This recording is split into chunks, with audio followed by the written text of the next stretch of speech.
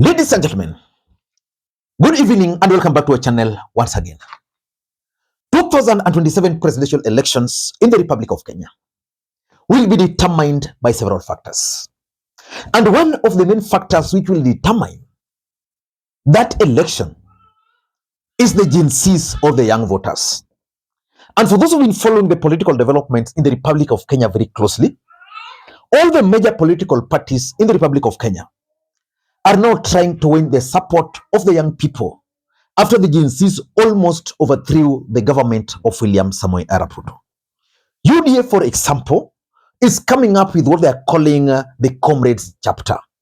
The intention of the Comrades Chapter is basically to win the support of the young people in colleges.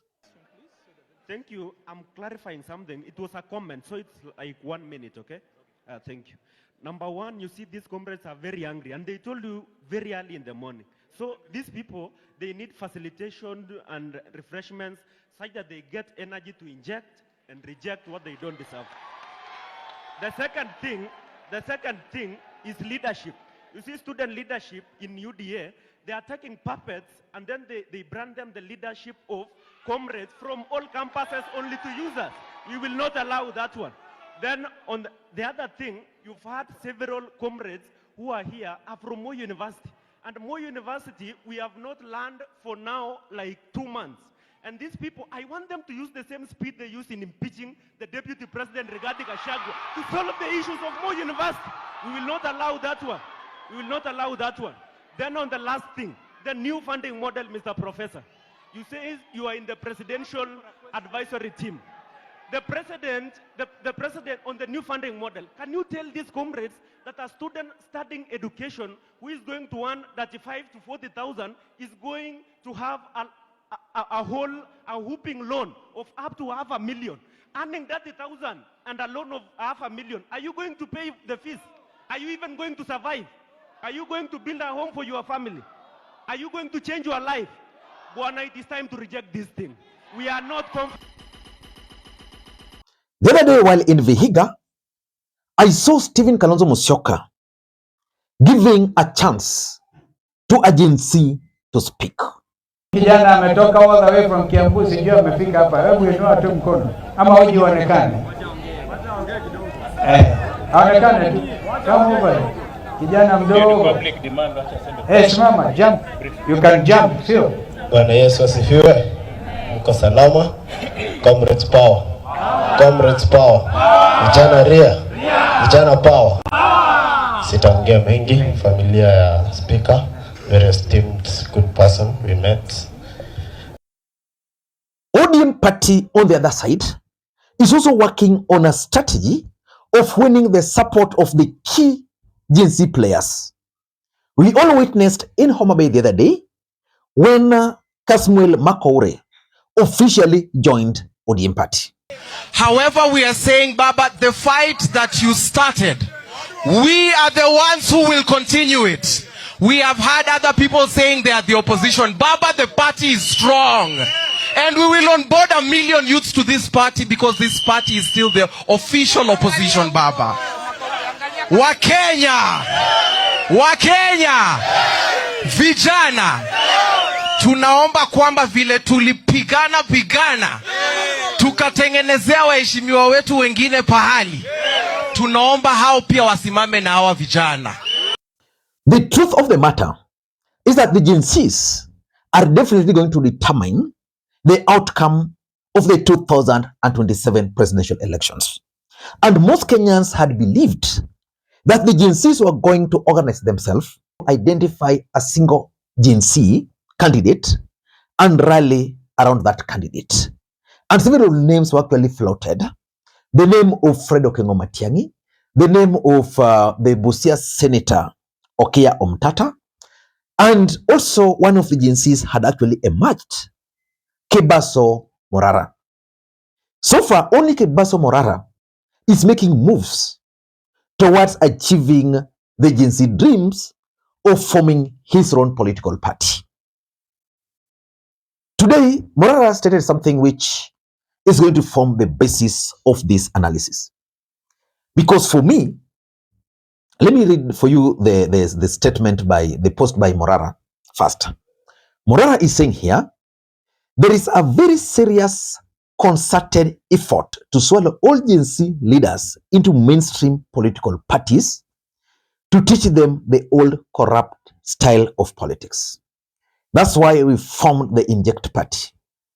We will chart our own path. I will not join UDA or ODM or Wiper. Their time is over. It is our time now. Consistency to the end. If you are to ask me, this post by Morara was a reaction to the move by Kasmel Makure to join ODM party.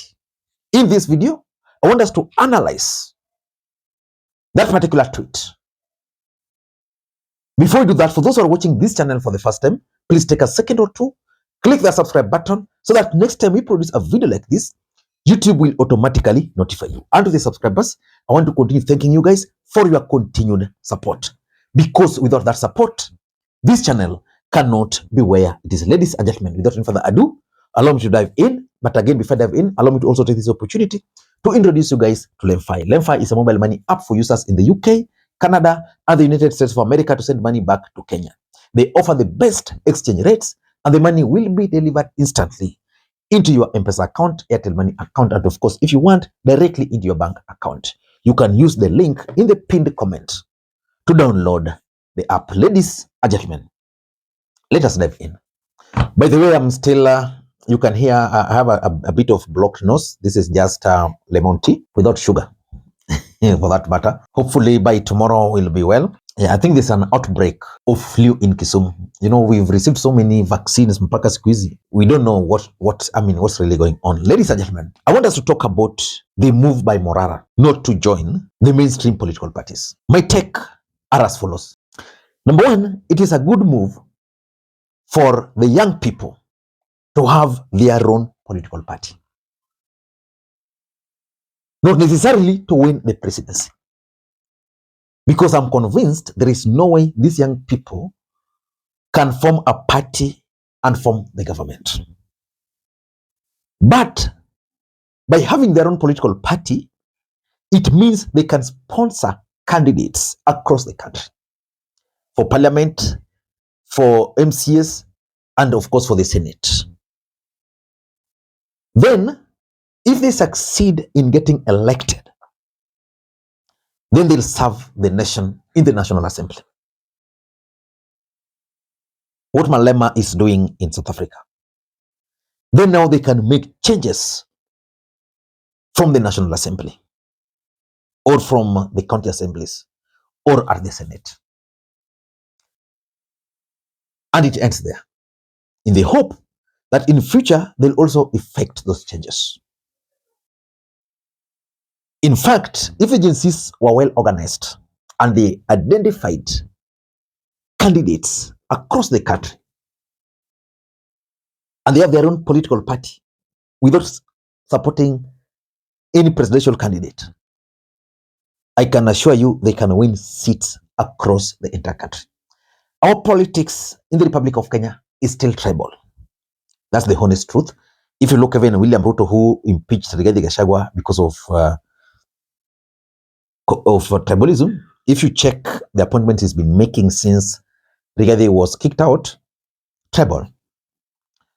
It will mean that at the end of the day, most Kenyans will vote along those tribal lines. Even if GNCs will not want to accept that, but that's the reality.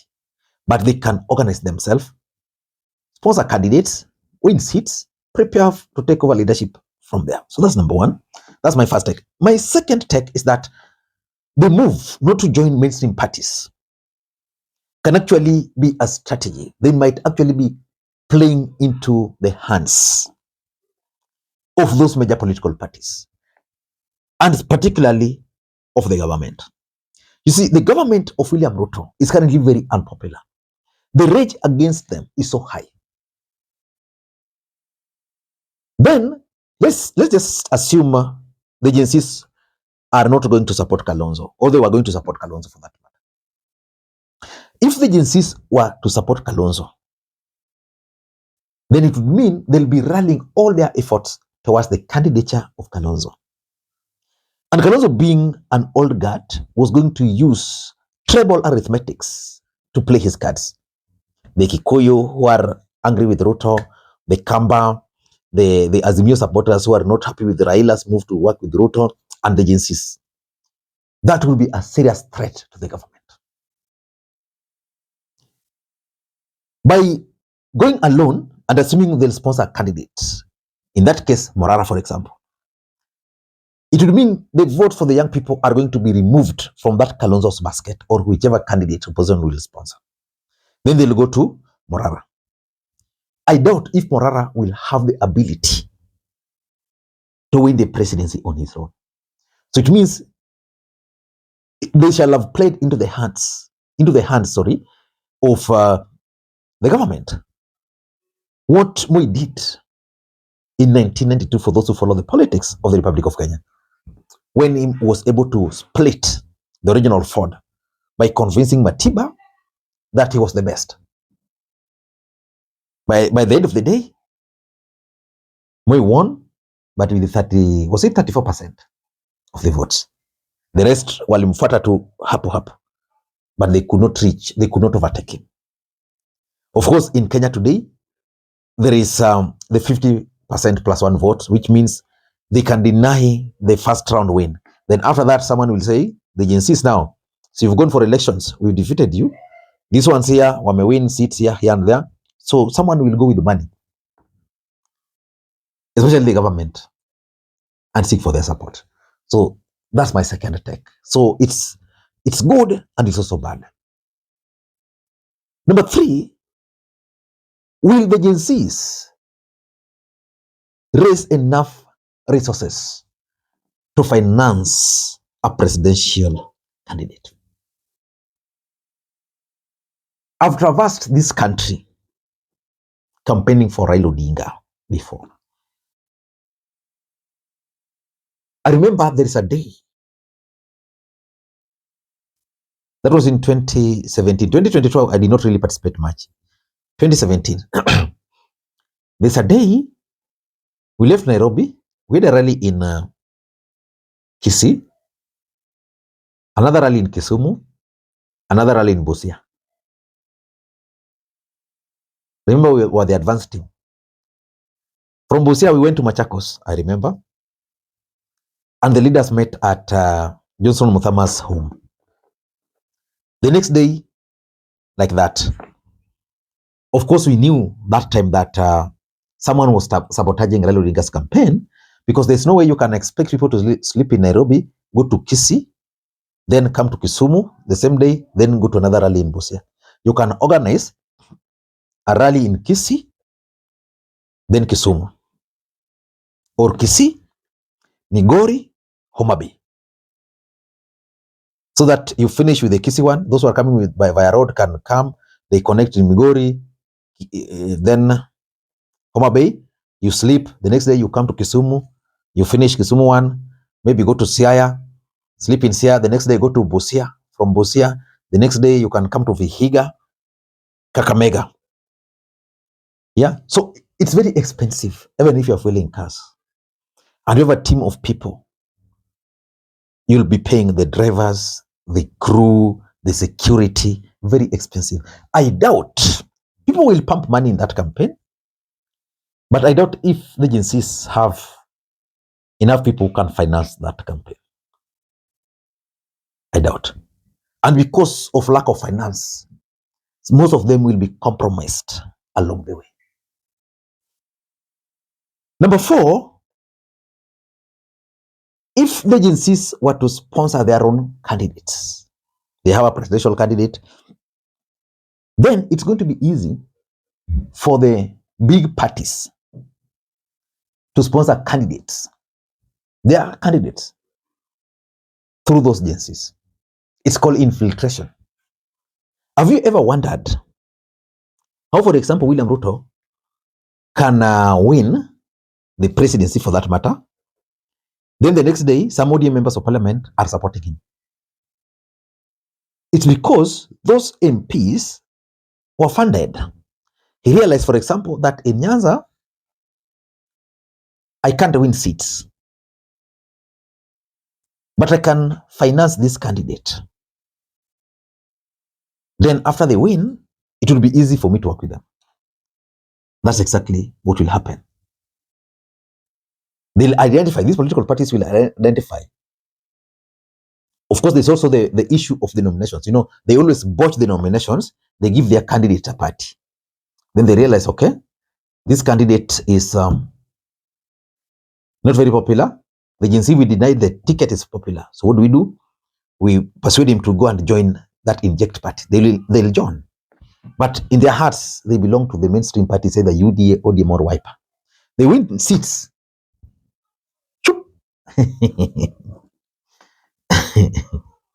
Yeah. So it will be easy for them to be infiltrated. And lastly, it can also help these big political parties. And lastly, it can also easily help these big political parties to win seats. Let me explain.